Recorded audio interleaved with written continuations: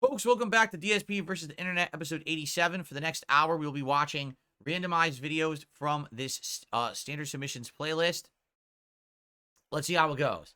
A day in the life of house arrest. Gee, this looks legit, doesn't it? I've had this ankle monitor on for 2 years now. Now, we are aware that ankle monitors, you don't have to have them plugged in all the time, right? Like, they do have to charge, but you don't have to have them plugged in all the time like this.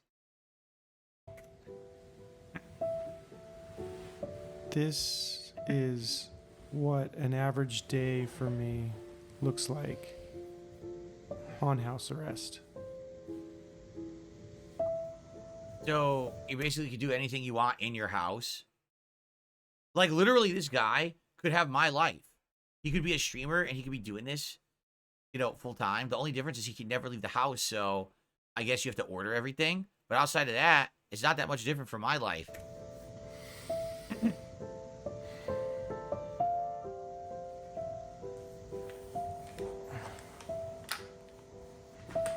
I do push-ups right when I get up, just so I don't fall back to sleep.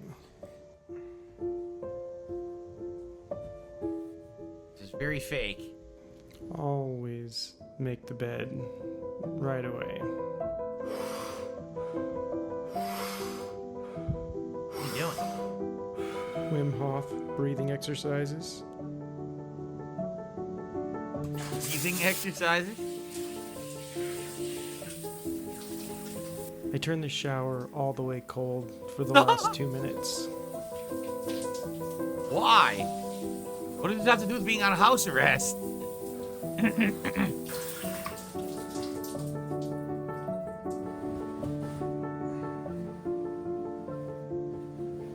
Then Why I do you do go back to the a bed? 45-minute mindfulness session. A what session? This may be the main reason why I've been so okay through this whole experience.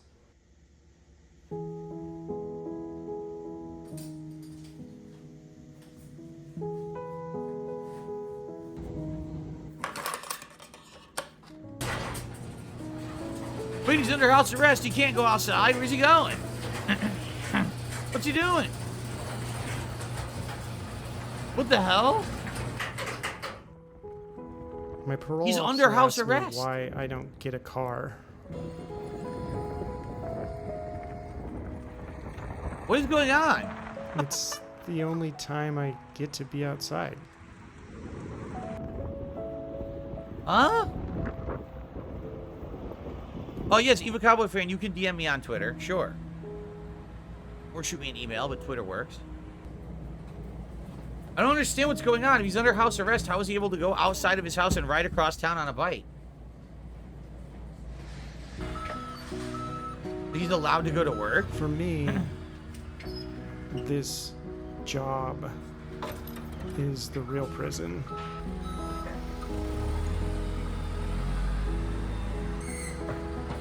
Okay. So house arrest is not house arrest. House arrest is you just can't go anywhere but work.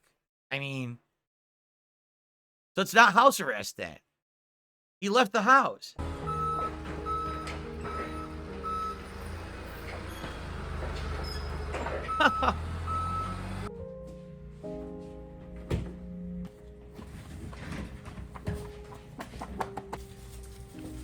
I eat the same thing. What is that? It's like a dirt salad. What the?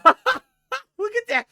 It's a ground dirt from outside and weeds that I ripped up and put in a bowl. Mmm, nice and gritty, my favorite. Every day. And I like that.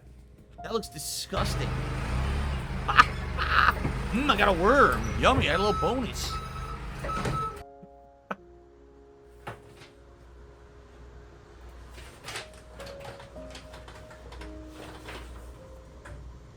He looks like Mark Wahlberg's skinny brother.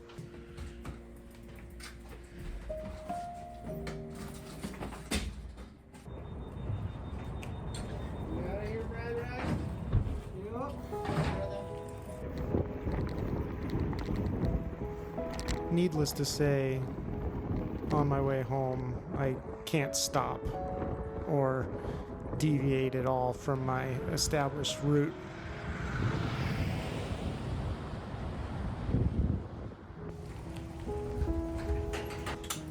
My arriving home initiates this habit stack that is just automatic at this point. I turn on the oven, Put my head in it.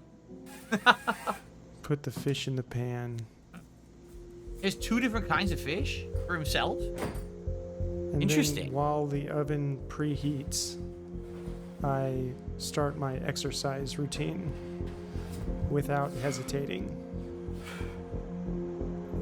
I can't give myself any time to think about whether I'm going to do it or not.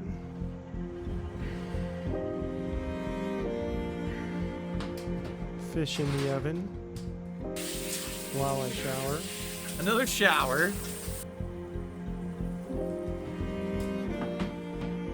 That's it. That's all you're eating. No sides, no veggies, just 2 fish. What's he doing? Lunch for the next day at work, Okay. Beans and fish. and my evening meal. So he literally eats fish every day?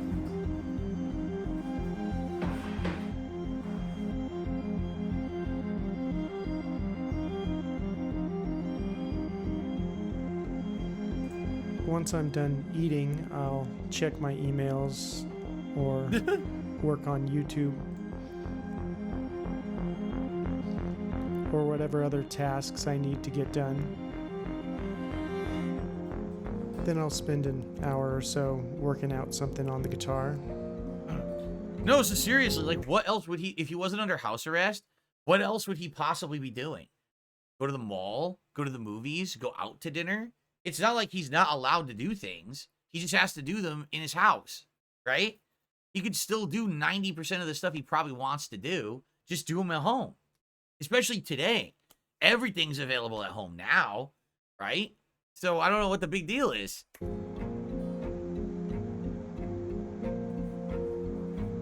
I'll read or listen to an audiobook for another hour or so.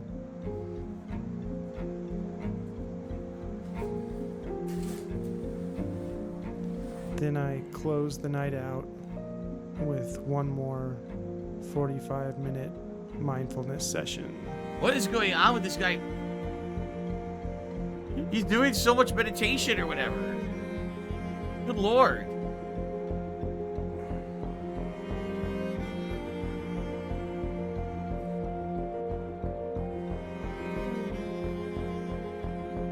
I like my routine. And in spite of this thing, I like my life right now. But I must say, I am looking forward to the next step.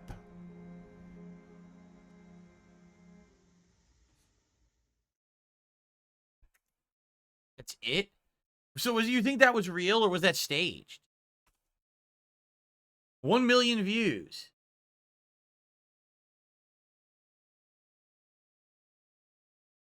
Doesn't say if it's real or not. Yeah, it just occurred to me there's no difference between your day and the day of most people. Yeah.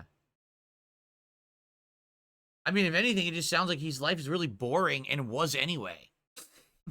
Right? Like, his life is just very boring. Like, you can have a good life at home. I do. Like I said, really right now, with how busy I am with the amount that I work, I go out once a week. Seriously, 1 day a week.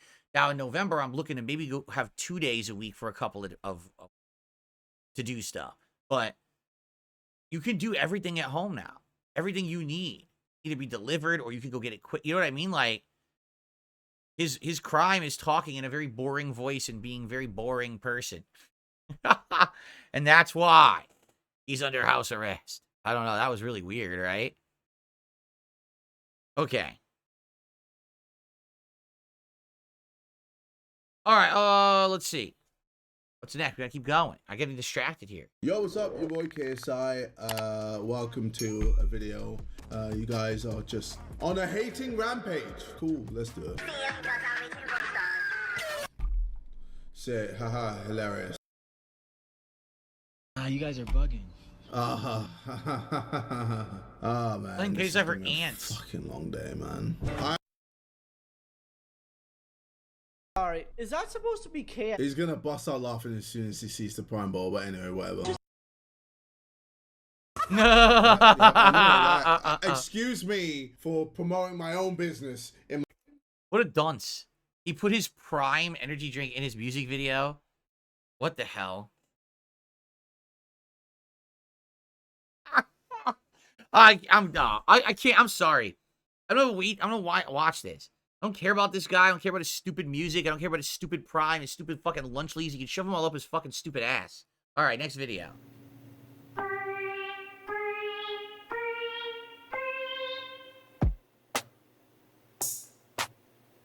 Great. Here we go.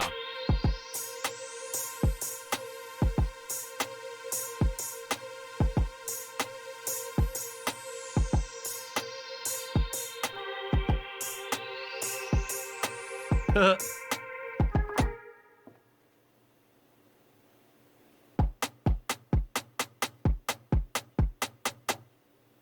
he basically made it so that when he does the infinite, it plays music. That's kind of cool. The All right. PlayStation 2 Wow, 12 scary horror games time forgot. This might be an interesting countdown. Let's watch this. is the most popular game system ever produced, and with that popularity came a wealth of different games from every genre imaginable. Some of the all-time great horror games appeared on the PS2, including the debut of titles such as Fatal Frame, Onimusha Warlords, and Silent Hill 2 and 3. But there are many horror games that appeared on this legendary console Relatively that time has unknown game. forgotten, hidden gems within the horror genre. In this video we take a look at 12 PS2 horror games that time forgot.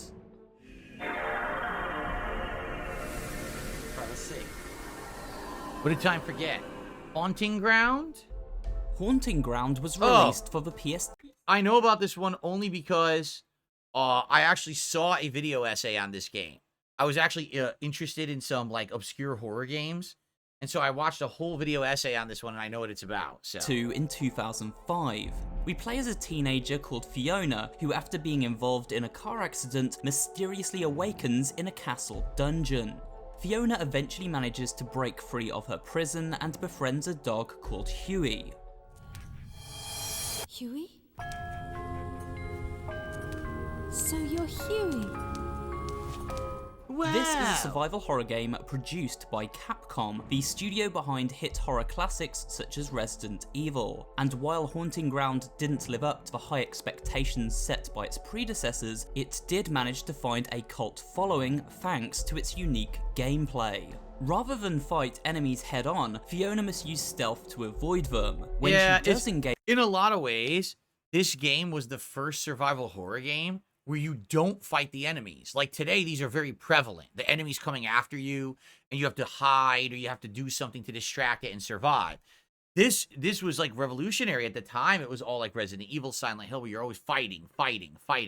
This game, you don't do that. You have to avoid to survive. So, you know, actually kind of stands out from the pack at that time. Okay. in combat, it is either done through the use of environmental hazards, or more commonly, by commanding her faithful companion Huey to attack while she makes her getaway. The game even took control away from players at times if Fiona became too stressed out, causing her to run off in whatever direction she pleased. While many of these ideas were indeed unique, they also made for a frustrating experience, which led to most people forgetting about this game over time. Cold Fear. Cold Isn't this Fear the one is where... a third-person horror action game set aboard a Russian whaler ship full of... Oh yeah, this one too. I saw a video essay on this one too. I saw a few different video essays on like obscure PS2 horror game. I know about this one too.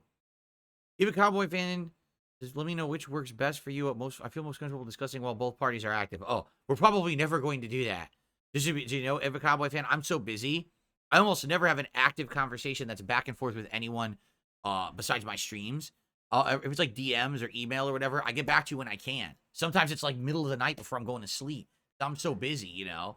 So my apologies there. I'm not trying to blow you off, but if you want to have a conversation about stuff on this channel, we're gonna have to kind of go back and forth when I'm available, which could be at any point in a day. Of zombified crew, all mutated by a parasite known as the exocell. In order to kill these parasites, the victim's brain must be destroyed or they will reanimate. We assume the role of Coast Guard Tom Hansen, who becomes stranded and separated from his team, sent in to investigate the ship after radio contact was lost. The premise and survival horror gameplay are fairly by the numbers, Maybe I don't know but this the one. early hours Oh, of this doesn't Cold look Fear familiar. and Never its mind. ocean setting make for a very distinctive and No, I've never seen this one. This is kind of cool. Third-person horror action, as opposed to being more survival horror. It looks like it's more action-based and the controls are better. No, I don't know about this one. Cold Fear, they said? Interesting. entertaining horror game full of creepy moments. Aiming is often difficult as the ship constantly sways and bows on the ocean waves. Things even get so choppy that the player can be thrown overboard if they aren't careful. At the time, Cold Fear was unfairly compared to Resident Evil 4, one of the best action games of all time, and failing to look past this, many players ignored it and the game was a commercial flop. Wow. That must be bad timing to come out at the same After time Resident blacking Evil 4 out, came out. central protagonist Torque finds his wife and 2 children have been murdered and soon is arrested and charged with the crime. Didn't I play he this finds one? himself I feel like I played this one during a Halloween marathon. The Suffering sounds familiar. I think I did play this during a marathon. on death row, held captive in the depths of an island prison. It is within this hellhole that the story of the Suffering takes place. Upon entering the prison cell, an earthquake rocks the island and releases demonic monsters Whoa, I didn't throughout get this the far. Holy penitentiary. shit. All of These these monsters. monsters seem to be based on forms of execution, from the lethal injection right up to the electric chair. Torque Wow. must now battle his way out of the prison, all while haunted by the cries of his late family. The Suffering has some genuinely scary moments and twisted creature designs. It even allowed players to switch between third and first person This looks action good. on the fly, a rare concept back in 2004 when it first launched. Yeah. The story of Torque's past is drip-fed via flashbacks during gameplay, and this made for an immersive experience which kept players on their toes, waiting for the next memory to take them by surprise as they explored Torque's nightmare. This looks good. I'd say both Cold Fear and this look good to me. They look like pretty good games for that time, right? Kuon originated from developer From I Software. also know about this one. I know about this one because someone actually purchased a private React video from me, and I watched like a video review of it, and I reacted to it. So I learned about this one too. I know about a lot of these games that we're watching right here. Who would later go on to become responsible for the successful modern game series Dark Souls. While most of From's Yeah, From games Software contain made this. horror themes, Kuon was a full-blown horror experience from start to finish. The game was divided into 3 chapters, Ying, Yang, and Kuon. Each chapter featured a different character to control, with the story eventually tying all 3 together by its end. Yep. And each of these storylines focused on exploring the ancient Japanese horror known as Kaiden. Players explored a Kyoto mansion and the neighbouring temple by night, encountering all manner of hideous mythological creatures in the process, some plucked right from Japanese mythology. The creature design was often built around body horror concepts, and Yeah. made for some frightening sights. A lot of body To combat horror. these terrors, players were given access to both melee and magic abilities. Sometimes we gain the ability to summon creatures who serve as bodyguards as we explore the temple grounds. Kuon certainly tried to be original in its concept and execution, however, not everything quite worked, and this made for a scary but often uneven game which has largely been forgotten. Yeah, by the way, basically, the story is really good, the atmosphere is good, the scares are good, and the gameplay's terrible. Like, the gameplay is so repetitive. It's just like slashing, use some magic, slashing, use some magic. So they didn't really refine the gameplay. What's funny about that now is today, if you play a FromSoft game like Dark Souls, it's all about the gameplay and the atmosphere, but the story is weak unless you read the item descriptions. In that game, the story's really good and the gameplay is weak. It's like they flipped their formula. It's a pretty good story. It's creepy with a twist halfway through that's scary as hell, but of course, I'm not going to spoil it for you guys. Even Cowboy Fan, yes, your videos are in this playlist for sure. I know they are because I remember adding them. Orcs or Dorks says, how do we suggest videos? You have to be a member of the channel, and you suggest it in the thread that I post up on the community tab every week. I usually do it the night of, so like tonight, I'll probably post up the thread for next week's show. But Orcs or Dorks, this is it. We're in the final countdown. I'm only doing today and 3 more shows. That's it. Then this show's format's going to change. I'm going to start doing long form reacting because basically this show is not really working. If you can tell, look, it's got low attendance, nearly no support. People are telling me they're bored with it. So we're moving on, and we're going to do some different stuff with reacting probably in December or next year. Okay? Okay. Oh, I never played this one. X-Files? The X-Files was a popular science fiction show during the 1990s and beyond. However, few people remember the spin-off games based upon it. One of the better games based on the X-Files was Resist or Serve, which launched for the PS2 back in 2004, a few years after the show's original run ended. Just like the show, we take on the role of 2 FBI agents, Mulder and Scully, as they investigate several paranormal goings-on within the town of Red Falls, Colorado. What made this such a great adaptation of the original X-Files show was the way the game actually expanded on events set within it. Yeah, remember in the X-Files show when they were constantly shooting enemies that were like crazy paranormal? No, that like never happened. The original show, it was 90% investigation. Every once in a while, there'd be something supernatural or creepy that happened, and they would run into it at the end of the show. You know, we went on a gun spree where we read through like cowboys shooting all the fucking supernatural things.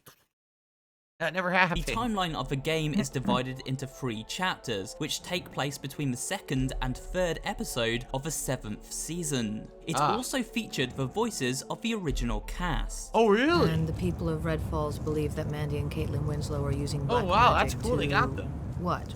Raise the dead and create killer zombies? Kids today, huh? The game took on an old-school approach to survival horror, with fixed camera angles to display the action. While like many Resident elements Evil. of Resist or Serve were pretty by the numbers, solving puzzles, fighting bosses, and the like, it did have a neat flashlight mechanic where the agents could use said light to locate objects around the environment, as well as stunning enemies to boot. Remember that episode of X-Files where Mulder opened fire on this mutated woman with a rifle and had to put 17 bullets into her to down her while he turned like tank control style? I see what I'm saying? Like, I get it. It's cool that they have the voice actors. It's cool that it kind of follows the plot. But as soon as you get a gameplay, like a video game gameplay version of these shows, it's like, wow, it's so far from what the show was meant to be, right? Boot. Published by Sony themselves, Extermination was one of the first horror games to appear on the PS2, but even for its time, it was criminally overlooked. In it, players stepped into the boots of character Dennis Riley, who heads up a task force of soldiers sent into a military base in Antarctica to investigate a distress call. They discover a deadly virus has overrun the facility, transforming its inhabitants into bloodthirsty mutants. Extermination featured a number of interesting gameplay concepts, including an infection rate meter, which kept track of the player's infection level. If this becomes too high, then our health would drop until we found a medical station and vaccine to temporarily cure Dennis's ailments. The cold tundra surrounding the base also had an effect on Dennis as he explores, as we must keep warm to survive. Due to these brutal gameplay designs, Extermination was a very hard game to complete. However, it did feature a creepy atmosphere, novel game design, and a slick weapon customization system. For those reasons, it remains a cult classic in the horror community.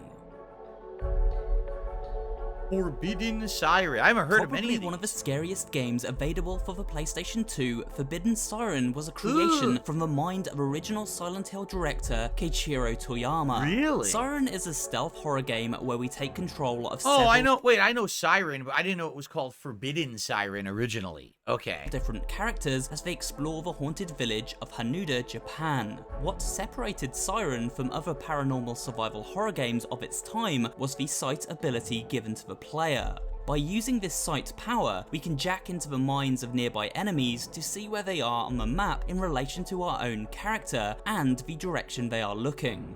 This provides us with some genuinely unsettling moments, but is also essential to successfully navigating the terrain unnoticed. There's nothing quite like seeing through the enemy's eyes as they chase us down. Perhaps the most unnerving element of Forbidden Siren was the method in which facial animation was achieved. Real faces were superimposed onto the character models in place of traditional polygon animation methods, which made for some incredibly creepy and unnervingly realistic looking cutscenes that never felt quite right.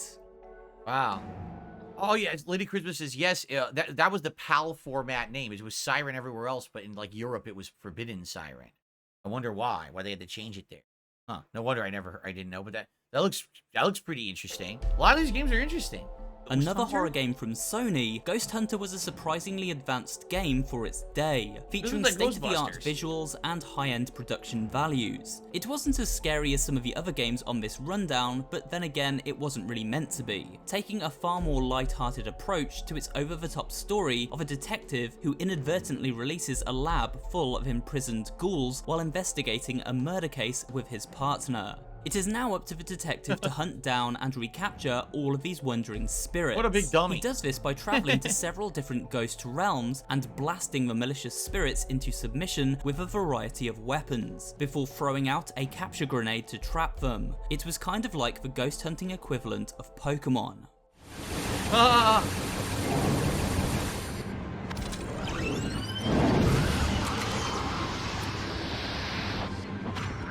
See, I miss the era when they tried games like this.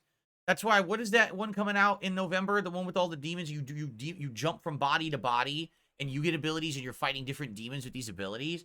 I hope that's good. I miss the day of like supernatural games being like prominent. Now they're just not anymore. Like no one even makes these kind of games anymore with the supernatural, plot. Despite this unique hook, Ghost Hunter never became the Slitterhead hit its creators had hoped for, and is rarely mentioned years later. Now, Manhunt, we all know. Wait a minute. We all know Created by what Manhunt Rockstar is. Games, a studio most famous for the Grand Theft Auto series, Manhunt is a game that simply couldn't exist these days. Right. It focused completely on performing sadistic and very violent execution kills, which are secretly filmed by hidden cameras around the levels to make up footage for a snuff movie. A twisted filmmaker, known only as the director, pulls the strings from the safety of his off-site mansion.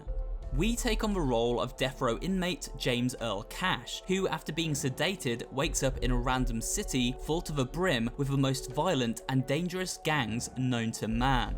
These gangs hunt the player through the grimy depths of this abandoned city, and the only way to escape is to act out the grotesque fantasies of the director. The atmosphere is oppressive and grim, and the unrelenting violence and increasingly bleak storyline make this a highly disturbing game that was very nearly banned upon its release. Right. An even more controversial sequel came and went, but these days Manhunt has largely been buried in the annals of gaming history. I played Obscure. I played that early in my YouTube career. The only two-player game on this list, Obscure allowed players to team up via co-op mode and experience its haunted high school detective story together. The plot focused on a group of 5 students exploring the grounds of Leafmore High, where strange and unexplainable occurrences are abound. Soon it is discovered that school members are being transformed into monsters by the faculty, so of course it's up to our band of ragtag adventurers to save the day. Obscure featured music that was very of its time, with popular bands including Sum 41 appearing on the soundtrack. It wasn't highly acclaimed either, receiving mostly mixed review scores. Despite this, Obscure's mix of co-op gameplay, customizable weapons, and classic-era survival horror aesthetics allowed it to find a place within the hearts of horror fans at the time. Oh, The Thing. Someone had mentioned The Thing. Isn't this getting remade? Based on the cult 80s horror movie from visionary director John Carpenter, The Thing was more than a simple video game cash-in. This is in fact one of the PlayStation 2's greatest horror games, although you wouldn't know it, as very few people seem to remember its existence. Following on from the events of the movie, players assume the role of a rescue team member, Captain Blake, investigating both the Norwegian and US outposts ravaged by the alien virus. In this respect, the thing acted as a video game sequel of sorts, clearing up the movie's ambiguous ending. Oh, that's For cool. those who don't I didn't know, know that. the thing is an alien life form capable of mimicking any creature by inhabiting their body and replacing it with an alien duplicate. This makes it very hard to know who has become a thing and who is still Ooh, human. there they are. The developers used this concept to form an interesting gameplay mechanic known as the trust system. Just as it sounds, this trust system allowed players to monitor how suspicious their teammates were of them as the game progressed. If your fellow soldiers felt you may be infected, they will start treating you differently, failing to carry out orders and eventually trying to kill you. Of course, Wow. it's not just our fellow humans that pose a threat. The alien itself takes on many different forms as it spreads throughout the two outposts, and this led to many horrifying moments. Never heard of this one. Rule of Rogue. Another horror game that features a teenage girl and a canine companion to aid her on her journey, Rule of Rose received much criticism from the European press due to the controversial themes of adolescence it explored. In fact, in the UK, Rule of Rose was banned outright. Wow. It did launch in a limited capacity elsewhere, however, but due to few copies releasing, it is now almost impossible to track one down.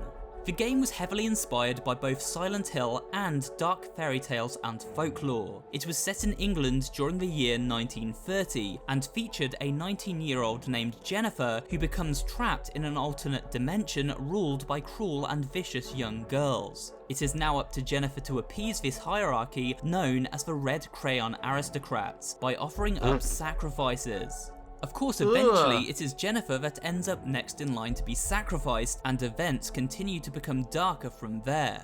Its legacy makes it one of the most sought after PS2 horror experiences amongst hardcore fans, but for everyone else, it is simply another game that time forgot. And with that, we come to the end. That was a good countdown. That was a good submission for today, obviously leading into Halloween. I never heard of it. I wonder what was so dark about it that it got banned over in the UK. Does anyone know, like, what actually happens in the game that it got banned? I wonder. Anyway, so we got one more part for DSP versus the internet. Oh, child violence. Like, a lot of children are getting hurt in it. Okay. Yeah, I guess I could see that being the reason why. Yeah. Okay. One more part of DSP versus the internet on deck. Ready for it. Let's do it. Let's finish the show. See you then.